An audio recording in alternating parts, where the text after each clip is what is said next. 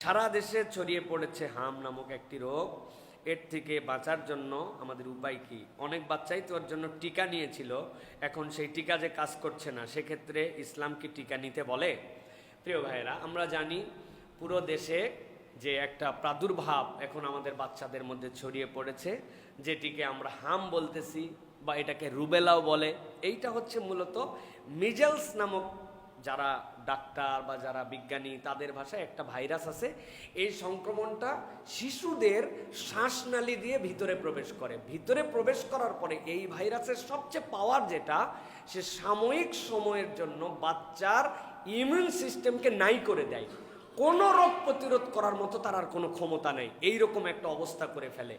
এই যখন immune system একবারে চলে যায় বাচ্চাদের, তখন বাহিরে এই যে আমরা যে চলন্ত সবসময় আমাদের গায়ে জীবাণু লাগতেছে, সবসময় আমাদের গায়ে বিভিন্ন ধরনের ব্যাকটেরিয়া আসতেছে, কিন্তু আল্লাহর পক্ষ থেকে দেওয়া এর বিপক্ষের যে অবস্থান আমাদের স্কিনের মধ্যে, রক্তের মধ্যে ফাইট করতেই আছে, করে পরাজিত করতেছে। আমরা বুঝতেছি না 24 ঘন্টা প্রতি সেকেন্ডের যুদ্ধ চলতেছে। কিন্তু যখন এই মিজেলস নামক এই ভাইরাস ভিতরে যায়, তখন ওই বাচ্চার আর এইটা থাকে না। তখন প্রথম গায়ের মধ্যে র্যাশ উঠে যায়, গা দিয়েই প্রথম আক্রান্ত হয়, এরপরে শ্বাসকষ্ট হয়, তারপরে সর্দি হয়, তারপরে ব্রেনের মধ্যে আক্রান্ত হয়, নানান কিছু হয়। আস্তে আস্তে আবার ওইটার প্রতিরোধ ক্ষমতা যখন বৃদ্ধি পায়, তখন সেই বাচ্চা আবার সুস্থতার দিকে যায়। এর জন্য আমরা দুইটা টিকা আমাদের বাচ্চাদেরকে দেওয়া হয়, একটা 9 মাসে, আর একটা হচ্ছে 15 মাসে। এই টিকার নাম MR। দেখবেন আমার তো বাচ্চা কাচ্চা আছে, আমরা দিছি, এটা আমরা জানি, ওই মিজেলস রুবেলা বলে এইটাকে। এখন এই টিকা কেন কাজ করতেছে না সেটা গবেষণার বিষয়। অনেকেই বলে এগুলো টিকা আইওয়াস, সেটাও আমাদের ভাবার বিষয়। কিন্তু এই ভাবনার আর এই চিন্তার মধ্যে থেকে আমাদের বাচ্চা কাচ্চাদের জন্য তো আমরা হেফাজতে নিতে পারবো না। এই জন্য আমাদের যেটা দায়িত্ব হবে, প্রাথমিকভাবে আমি বলবো, আমাদের অনেক বাপ মা আছে নিজেরা প্রথমে ডাক্তারি করে, এরপরে ডিসপেন্সারি আলাদা দিয়ে ডাক্তারি করে। আল্লাহর ওয়াস্তে ডিসপেন্সারি আলাদা ডাক্তারিতে যেন না। আপনার বাচ্চা এরকম হয়েছে, ফার্স্ট স্টেপ আপনি ডাক্তারের কাছে নিয়ে যান, হাসপাতালে নিয়ে যান। এটা খেলাফে সুন্নত নয়, এটা সুন্নতের কাছাকাছি। নবীজি সাল্লাল্লাহু আলাইহি ওয়াসাল্লাম যে যে বিষয় বিশেষজ্ঞ, সেই বিশেষজ্ঞ অনুযায়ী ট্রিটমেন্ট নিতে বলেছেন। এক সাহাবী এসে বলছেন, আমার বুকের রোগ ইয়া রাসূলুল্লাহ, হার্টের রোগ যেটা এখন বলি।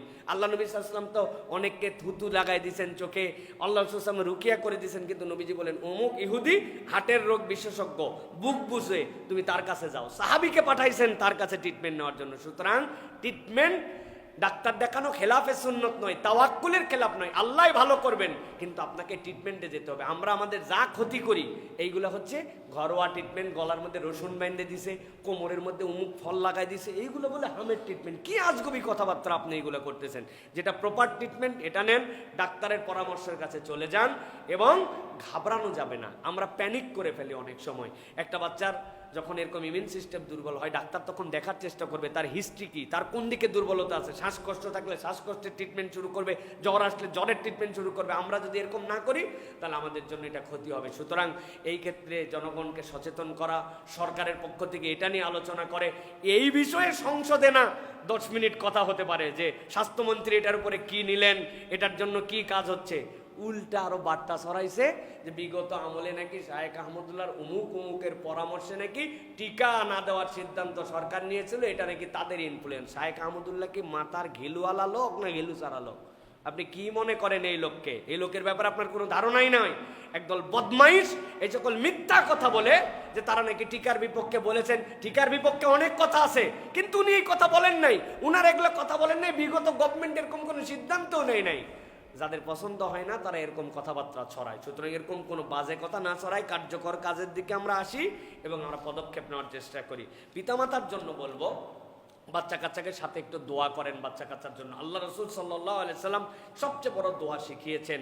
আপনি দোয়া করবেন, আল্লাহুম্মা রাব্বিন নাস, আল্লাহুম্মা রাব্বান নাস আযহিবিল বাস। হে আল্লাহ, আপনি তো প্রতিপালক মানুষের জন্য। আযহিবিল বাস, আল্লাহ কষ্টকে দূর করে দেন। ওয়াশফিহি, আল্লাহ আপনি শিফা দান করেন। আনতাশ শাফি লা শিফা ইল্লা শিফাউক, আপনি ছাড়া তো শিফা দেওয়ার কেউ নাই। শিফা আল্লা ইউগাদিরু সাকামা, পূর্ণ শিফা, যেই শিফার দ্বারা সে আরোগ্য লাভ করে। এরকম করে এই দোয়াগুলাও আপনাকে করতে হবে। সকাল সন্ধ্যার যেই সকল আজকার আছে এইগুলা পড়বেন, বাচ্চাকে ফু দিবেন, ডাক্তারের ট্রিটমেন্ট নেবেন, সাথে সাথে রুকিয়া করবেন, সূরা ফাতিহা পড়ে তার জন্য একটু ফু দিবেন, সূরা ফাতিহা পানির মধ্যে দম করে তাকে একটু করে খাওয়ানোর চেষ্টা করবেন। আল্লাহ রাব্বুল আলামিন আপনাকে ইনশাআল্লাহ শিফা দান করবেন। এই দোয়াটা একটু মুখস্থ করার জন্য চেষ্টা করেন। বলেন তো, আল্লাহুম্মা রাব্বান নাস আযহিবিল বাস ওয়াশফিহি আনতা শাফি লা শিফা ইল্লা শিফাউক শিফাআন লা ইউগাদিরু সাকামা। এই দোয়াগুলা করেন এবং এই পদক্ষেপ